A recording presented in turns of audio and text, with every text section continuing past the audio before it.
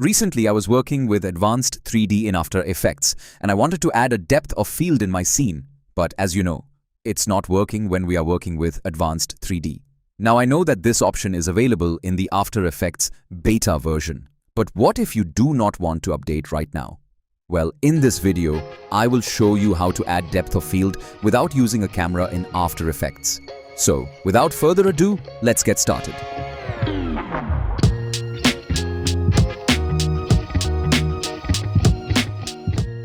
So first of all, I'm going to show you how you can create this kind of 3D design in After Effects.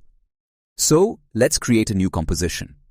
Give it a name and you can see the rest of the settings on my screen.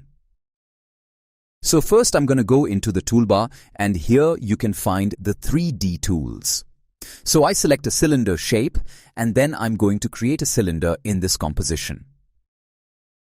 Then I open the properties of this cylinder, which we can manipulate later. Now let me open its rotation properties and rotate this cylinder slightly so we can see it properly. After that, I'm going to change its height to get this look. Let's reset the rotation. After that, I'm going to turn on the title action bar so we can see the center point of this composition, and then I align this shape to the center of this composition. Next, I'm going to change the camera angle to top, so we can see this shape from the top view. And after that, I'm going to change its Y rotation value around 90 degrees. Next, I press A on the keyboard to reveal the anchor point property, so I move it to the left. This way our anchor point stays there and only the shape is moved. Let me show you what that means. For example, if I open the rotation property and if I rotate the axis, so it will rotate like this. Now let's rename this layer as 1. Then I duplicate this layer, open the rotation property once again and change the rotation value to 25 degrees. Once again I duplicate this layer, open the rotation property and change the Z rotation to 50. And I am going to repeat this process. So each time I increase the rotation property by 25 degrees to get a circular design. And once I created this design, next I'm going to create a new null object. Make sure the null object is aligned to the center of this composition, and then I'm going to make this layer a 3D layer. Then I select all the shape layers and then parent them to the null layer. So right now, if I open the rotation properties of this layer and rotate it so all the shape layers will follow the null. Right now, I want to rotate this design from the Y-axis, so I'm going to use a smart expression for this. Hold Alt on the keyboard and click on the Y rotation stopwatch, and then simply write a simple expression called time times 30. So it will automatically rotate in the Y-axis. I feel that it's rotating very fast, so I change the value to 25 and now it will rotate a bit slower. After that, I changed the camera angle to active camera and you can see the preview on my screen.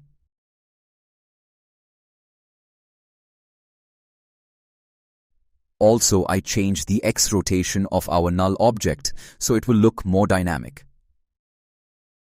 And now it's time to stylize this design. So to stylize this design first, I'm going to create a new solid layer.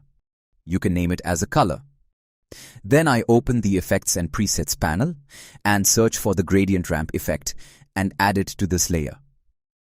Then I search for the colorama effect and add it to this layer as well.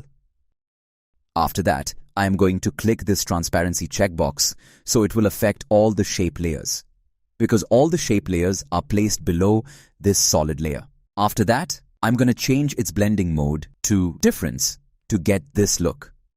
But if you want a different kind of look, or you want different colors for these shapes, so all you need to do is simply go to the Effects panel and then open the Output Cycles properties.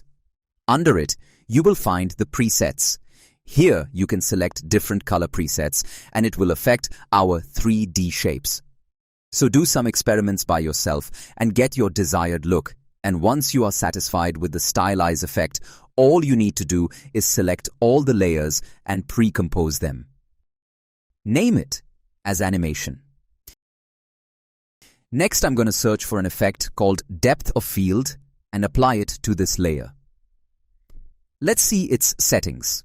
So first, I'm going to change the blur bias to 100%. Then I'm going to change its focal thickness to around 190. After that, I'm going to change its maximum radius. So basically from here you can control the blur amount, so I set it to 7. And lastly, change the focal plane property.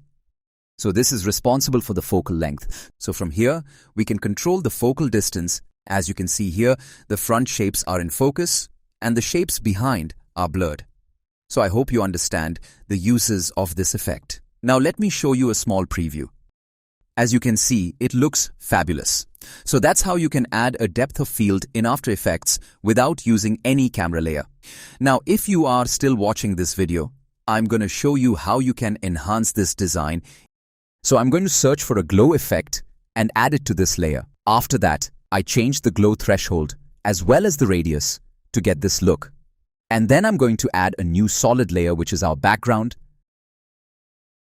And then I'm going to add a gradient ramp effect to this layer.